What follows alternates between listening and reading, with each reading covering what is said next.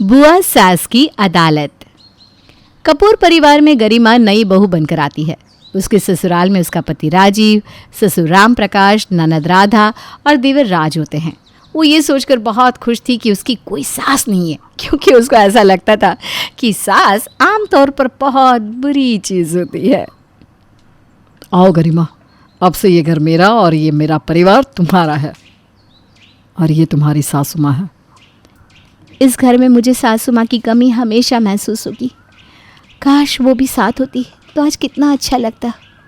मैं समझ सकता हूँ गरिमा, मुझे भी माँ की कमी हमेशा महसूस होती है, लेकिन अब तुम आ गई हो ना इस परिवार में, अब किसी को कोई कमी कभी महसूस नहीं होगी।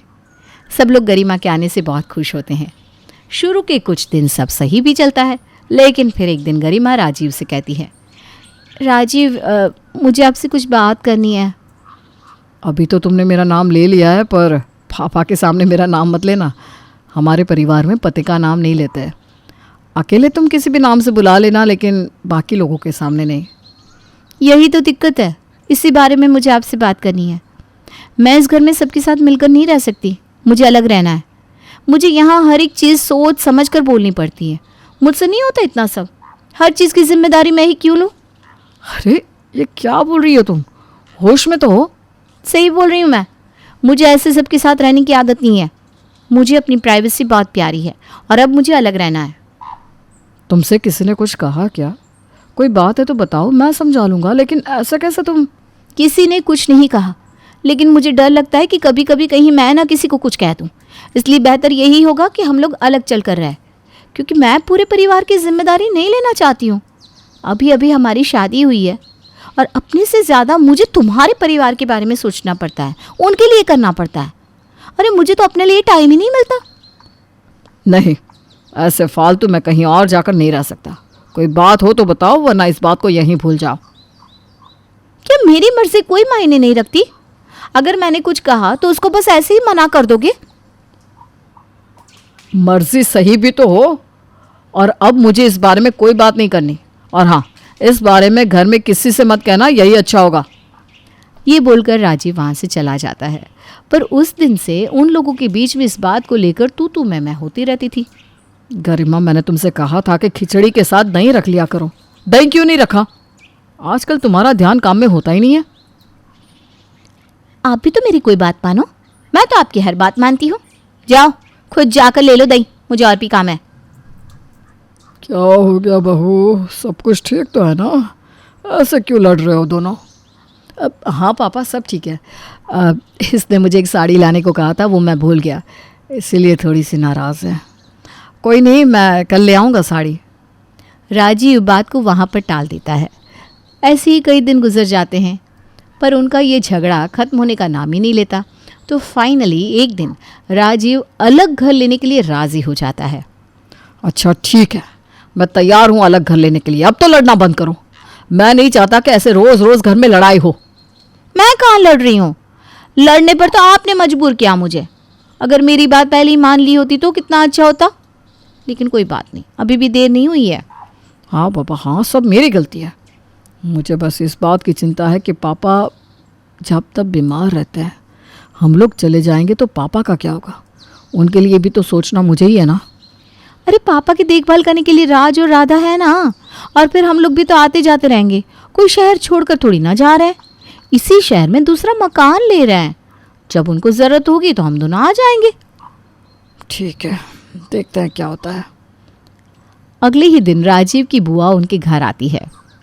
अरे कहाँ है सब लोग, देखो कौन आया है।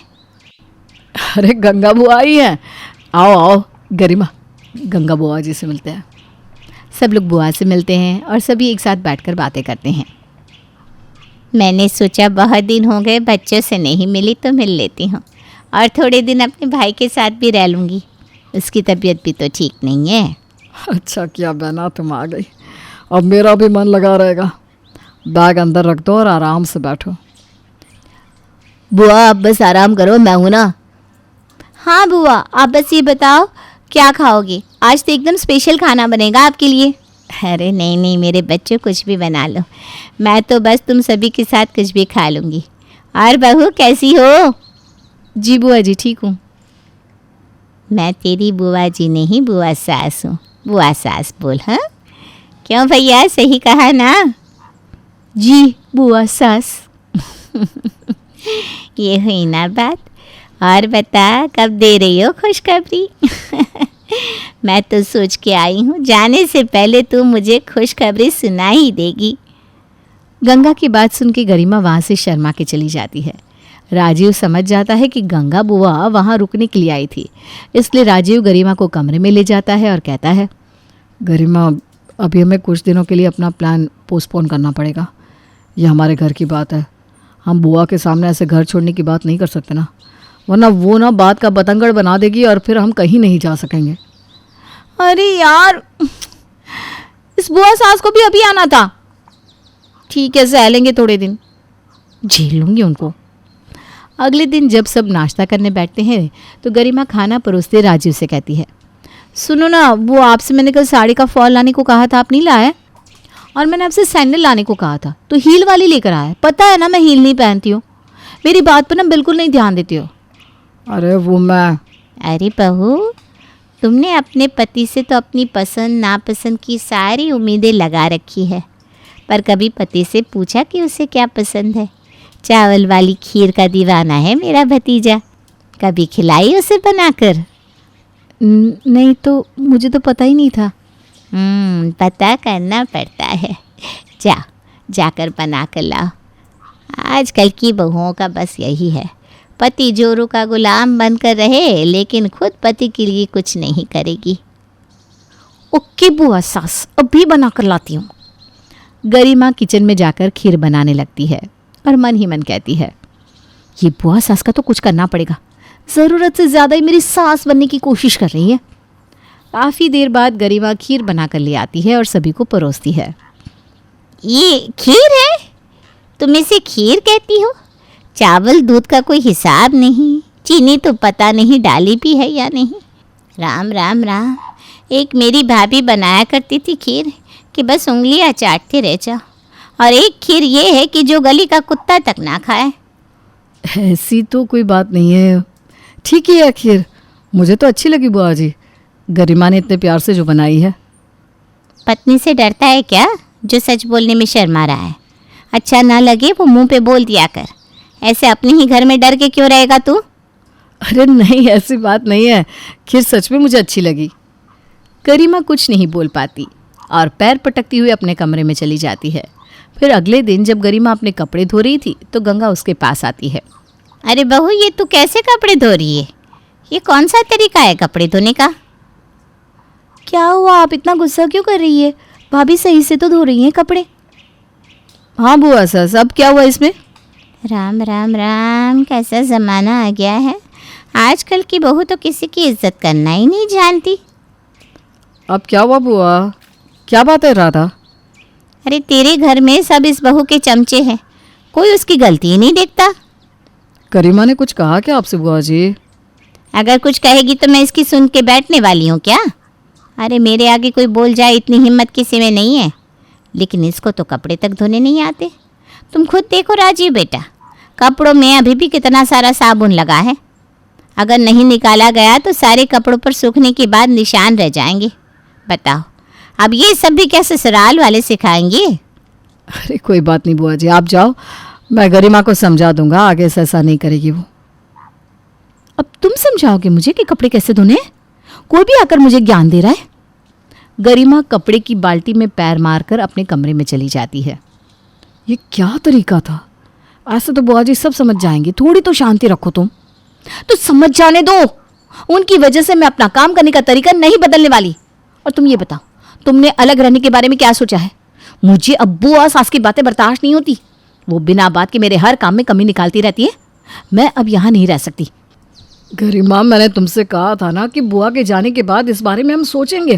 तुम रोज रोज एक ही बात लेकर क्यों बैठ जाती हो? थोड़ी तो समझदार बनो। एक बार बुआ को जाने दो, फिर मैं बात करता हूँ ना सभी से, तब तक तो तुम शांत रहो बस। गंगा राजीव और गरिमा की घर से जाने वाली बात चुपके से सुन लेती है और राम प्रकाश के पास जाकर कहती है, अरे ओ भैया, तुमको पता है तुम्हारी बहू क्या करने वाली है? ये मैं क्या सुनकर आ रही हूँ। क्या करने वाली है? बात क्या है, साफ साफ बताओ। तुम्हारी बहू राजीव से अलग घर में रहने की बात कर रही है। तुम सारा दिन कहाँ रहते हो भैया? तुम्हारे घर में क्या चल रहा है तुमको ही खबर नहीं रहती। राजीव उसकी बात मान कैसे गया आखिर? ऐसा नहीं हो सकता गंगा, मुझे अपने बेटे पर पूरा विश्वास है। वो कभी घर से जाने के लिए सहमति नहीं होगा। अपने बीमार बाप को छोड़कर नहीं जाएगा वो।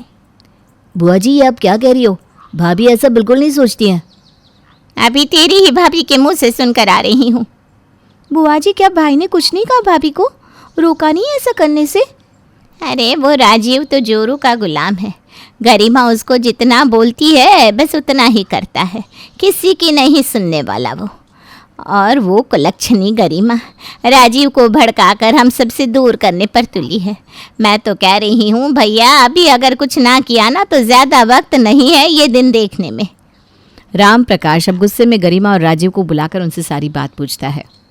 राजीव और बहू, मैंने सुना है तुम दोनों अलग रहने का विचार कर रहे हो, क्या ये बात सच है?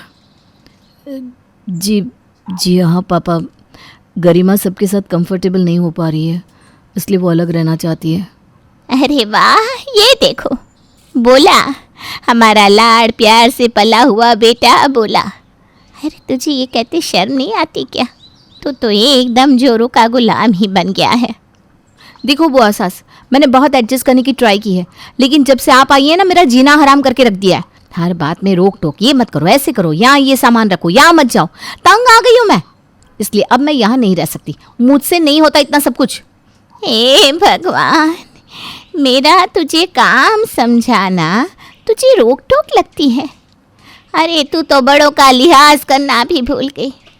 अब तेरी सबके सामने जुबान भी चलने लगी। ये होती है आजकल की बहुएं। और एक हमारा बेटा है जो हमारी बेइज्जती होते हुए भी सुन रहा है। अपने घर में लड़ाई होती देख राम प्रकाश बहुत बेबस महसूस करता है और परिवार की मर्यादा बनाए रखने के लिए वो राजीव से कहता है, ठीक है राजीव, तुमको घर से अलग रहना है तो रहो, लेकिन अभी मेरे जीते जी इस घर में रिश्तों की मर्यादा तो बनाए रखो। हाँ ठीक है पापा, जब गरिमा भी अलग रहेगी तो उसको भी समझ में आ जाएगा रिश्ते क्या होता है।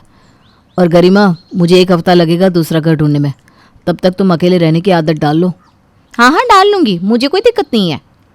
कुछ दिन ऐसे ही छोटी मोटी कहासुनी चलती रहती है और राजीव के घर छोड़कर जाने में बस 2 ही दिन बचे होते हैं।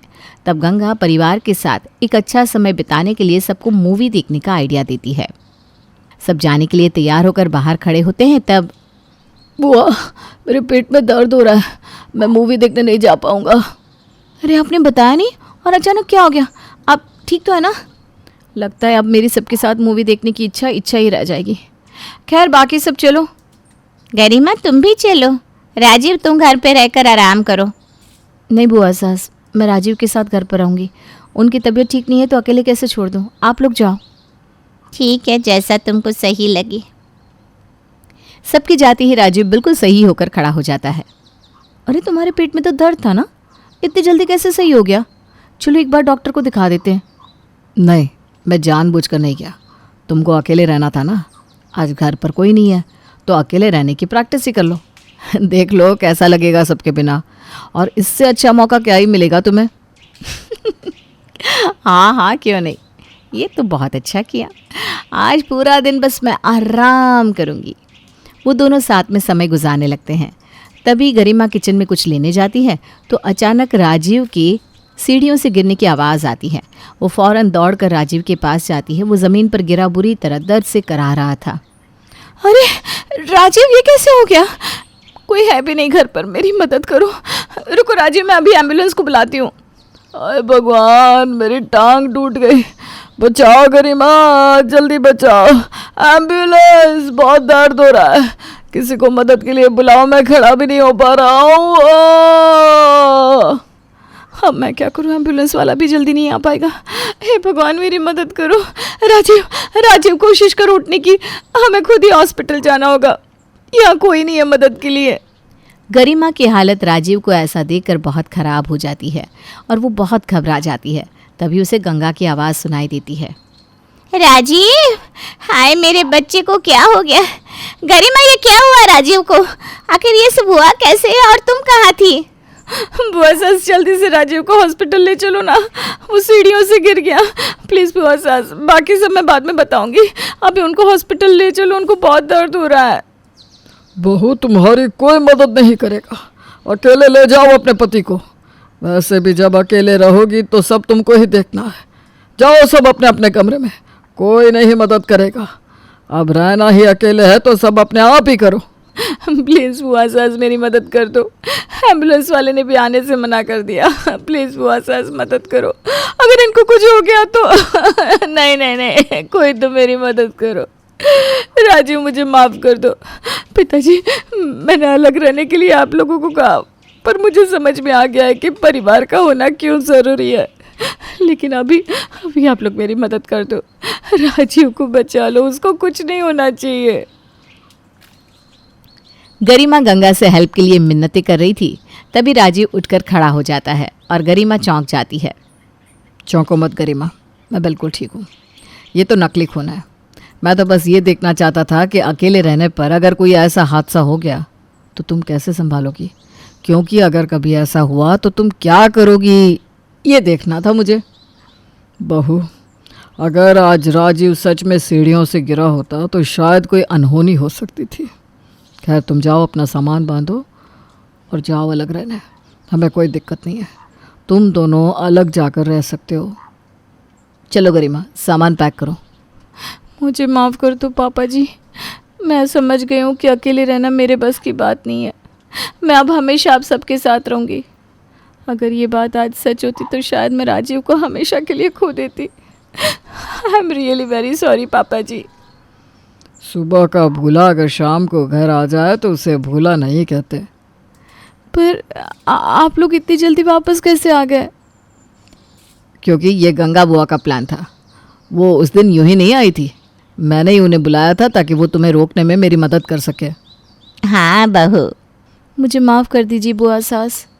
गरिमा को अपनी गलती का एहसास है, ये जानकर सब बहुत खुश होते हैं और गंगा गरिमा को गले लगाकर माफ़ कर देती है और सब खुशी से एक साथ मिलकर रहने लगते हैं।